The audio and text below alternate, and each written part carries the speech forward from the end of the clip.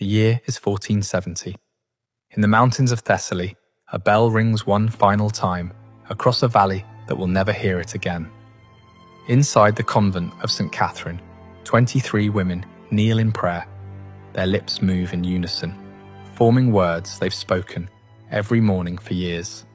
But this morning, the words taste different, like ash, like goodbye. Outside the stone walls, the horizon bleeds red, not from sunrise, but from the banners of an empire that has already swallowed kingdoms whole. The Ottoman army doesn't march.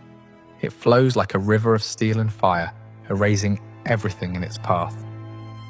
Sister Eleni, the abbess, clutches a silver crucifix that has survived 3 generations. Her hands tremble, but not from fear. She knows what's coming. They all do. What they don't know, what no one could imagine, is that death would have been a mercy. Because what happened next wasn't written in any history book you studied in school. It was buried, erased, hidden beneath centuries of silence, until now.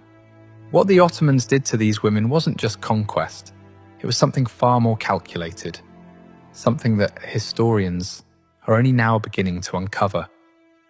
The question isn't whether you can handle the truth, it's whether you're willing to remember it. If you've ever wondered why certain stories vanish from history, while others are told again and again, you're in the right place. Here on Crimson Historians, we dig into the archives the world forgot, missionary letters, Ottoman state records, testimonies buried in Vatican vaults. Every view, every like, every subscription helps us pull one more voice out of the darkness. Now let's go back to that convent, because the bell has stopped ringing and the doors are about to break. To understand what happened to these nuns, you need to understand the machine that consumed them. 17 years earlier, in 1453, Constantinople had fallen, the jewel of Christendom, the city that had stood for over 1,000 years, gone in 53 days of cannon fire and blood. The Hagia Sophia, once the greatest cathedral in the world, was stripped of its crosses within hours of the conquest. Its mosaics were plastered over, its bells melted down. Within a week, the call to prayer echoed from its domes, where hymns had sung for 9 centuries. Sultan Mehmed II stood in the nave of that ancient church and declared it a mosque, not because he needed another place of worship, because he understood something most conquerors don't. You don't defeat a people by killing them. You defeat them by erasing who they were. The Ottomans didn't just conquer land, they conquered identity. When Mehmed looked west toward the scattered remnants of the Byzantine world, he saw wounds that refused to heal.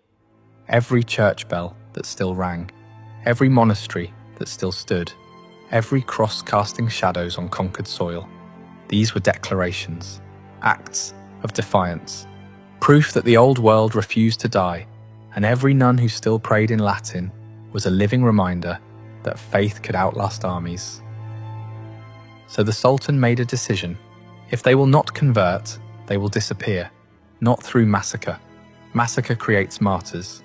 Martyrs inspire resistance. Songs are written, stories are told, the dead become immortal. Number. The Ottomans had perfected something far more elegant, something that left no songs, no stories, no memory. Erasure. By 1470, this strategy had been tested across the empire. Greek monasteries in Morea, Serbian convents in the Balkans, Armenian churches in Anatolia. They didn't burn them all, they converted some, abandoned others. But the pattern was always the same. First came the offer, then came the silence. The convent of St. Catherine, perched on a hillside in Thessaly, far from any garrison or ally, was about to become another test case, another footnote in an empire's expansion. But these women didn't know they were footnotes. These weren't warriors. They were women who had spent their entire lives in silence and prayer. Their weapons were rosaries. Their armor was faith. Most of them had never seen a soldier, never held a blade, never imagined they would need to. Sister Eleni had been abbess for 12 years. Before that, she had tended the sick in a village that no longer existed, swallowed by plague in 1448. She came to the convent not to escape the world, but to make sense of it. Sister Magdalena was 19. She'd taken her vows only 2 years before. Her hands still bore the calluses from her father's farm. She joined the convent after her family was killed in a raid. The convent was the only place she had felt safe since. Sister Theodoris was 70. She had outlived 2 abbesses, an emperor, and more wars than she could count. She had stopped fearing death decades ago. But none of them had ever faced this. If this moment in history doesn't move you to learn more, you might be missing the lesson our ancestors died to teach. That the most dangerous thing you can do in the face of power is refuse to forget who you are. Now let's watch what happens when faith meets empire. The first cannonball hits just after dawn. It doesn't strike the chapel, it strikes the bell tower. The sound is apocalyptic. Stone explodes into the air. Iron shrieks against iron. The bell that has rung every morning for 140 years shatters mid-swing, and the pieces rain down onto the courtyard where the sisters grow herbs for healing. The same hands that tended those plants now cover their ears, trembling. Sister Eleni doesn't scream. She stands, crucifix raised high, and begins to sing. The Kyrie eleison, Lord have mercy. One by one the others join her, 23 voices rising against the roar of an empire. But empires don't listen to songs. By midday, the gates are breached. Ottoman soldiers pour into the courtyard, not with swords drawn, with ledgers, quills, ink pots. They move through the convent like clerks, not conquerors, counting, recording, cataloguing. Because to the Ottomans, these women aren't people, they're assets. A translator steps forward, a Greek man who once lived in these hills. His voice shakes as he reads from a scroll, and you can hear the shame buried in every word. By order of Sultan Mehmed II, all subjects of the conquered territories must submit to the authority of the Sublime Porte. Those who convert will be granted protection. Those who refuse will face the consequences of rebellion. Sister Eleni steps forward. Her face is calm, almost serene. She speaks not to the soldiers, but to the translator, in Greek so clear that everyone understands. Tell your Sultan that we have already given our lives to a king. We have nothing left to surrender. The officer in charge, a man named Hasan Pasha, whose name appears in Ottoman military records from the 1470 Thessalian campaign, doesn't respond with anger. He responds with something far more chilling, a smile, because he knows something the nuns don't yet understand. The Ottomans have perfected the art of breaking people without killing them. That night, the women are locked inside their own chapel. No food, no water, just darkness and the sound of soldiers outside, laughing, eating, living, while they wait to see who breaks first. 2 sisters, younger ones from Corinth, begin to weep in the corner. Their sobs echo off the stone walls.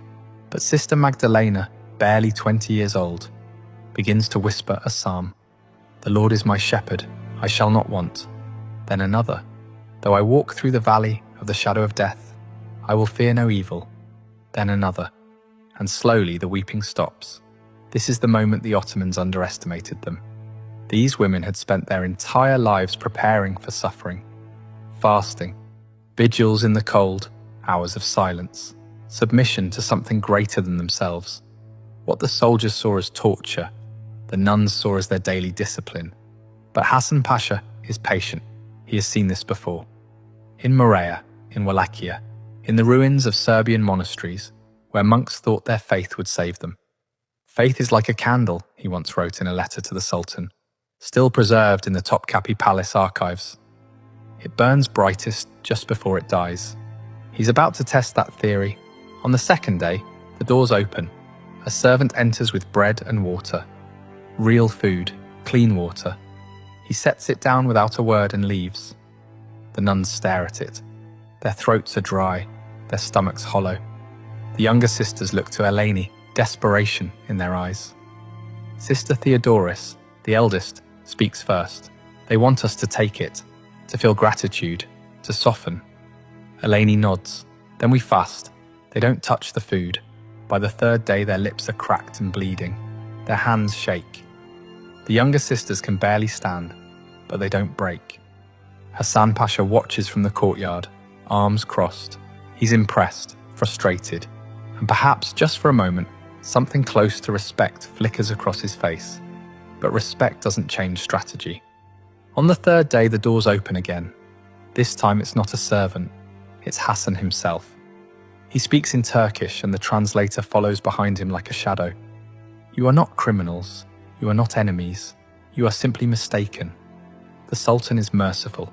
He offers you new lives, new names, protection. All you must do is speak the words. Silence. Or you can come with us to Constantinople. There the Sultan himself will hear your case. Perhaps he will be moved by your conviction. He pauses, lets the words settle, but the road is long, and the weak do not survive it. It's not a threat, it's a promise. Sister Eleni looks at her sisters. Some are barely conscious. Some are praying with their eyes closed. Some are staring at the floor, trying to find strength in the stone. She turns back to Hassan. We will walk. The smile returns to his face. Good. We leave at dawn. That night the nuns hold each other in the darkness. No one speaks. But Sister Magdalena begins to hum. Softly, a hymn they sang at Vespers. One by one the others join her. Outside the soldiers hear it. Some of them pause. Some of them look away.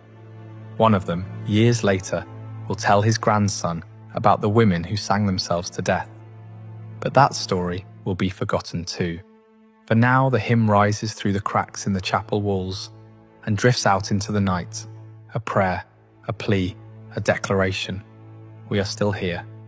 They leave at dawn on the fourth day. 23 women, hands bound with rope, walking south toward the coast. No carts, no horses, just their feet and the dust and the sun that shows no mercy. The soldiers don't rush them. They don't need to. The road itself is the punishment. By the second day, Sister Irene collapses. She's 62. Her knees have been failing for years. She tries to stand, but her legs won't hold her. The soldiers don't wait. Sister Magdalena and another nun, Sister Anna, lift her between them and carry her for the next 3 miles. When they finally stop for the night, Irene is unconscious. By morning, she's gone. They bury her by the roadside with their hands. No tools, no ceremony, just dirt and whispered prayers. The soldiers watch, they don't stop them. Hassan Pasha makes a note in his ledger. 22 remaining. On the fourth day, it happens again. Sister Callista, who hasn't spoken since the siege, simply stops walking. She sits down in the middle of the road, closes her eyes, and doesn't get up. They leave her there. By the time they reach the port of Volos 7 days later, only 18 remain. But something happened on that road. Something the Ottomans didn't anticipate. The nuns stopped weeping, stopped begging. They walked in silence, but it wasn't the silence of defeat. It was the silence of women who had already made their choice. Sister Eleni had been walking at the front of the line, leading them, even with her hands bound. But on the morning of the 7th day, Hassan Pasha calls for her. She's brought to his tent, alone. What happens next isn't described in Ottoman records. It's described in a letter from a Venetian merchant who witnessed the aftermath. A letter discovered in 2003 in the archives of Dubrovnik. He writes, "I saw them bring her back at dawn. She could not walk. Her eyes, God forgive me, her eyes were open, but she was not inside them anymore. They dressed her in silk and paraded her through the camp as a convert. But when I passed close, I heard her lips moving. She was still praying, in Latin, silently. She had not broken."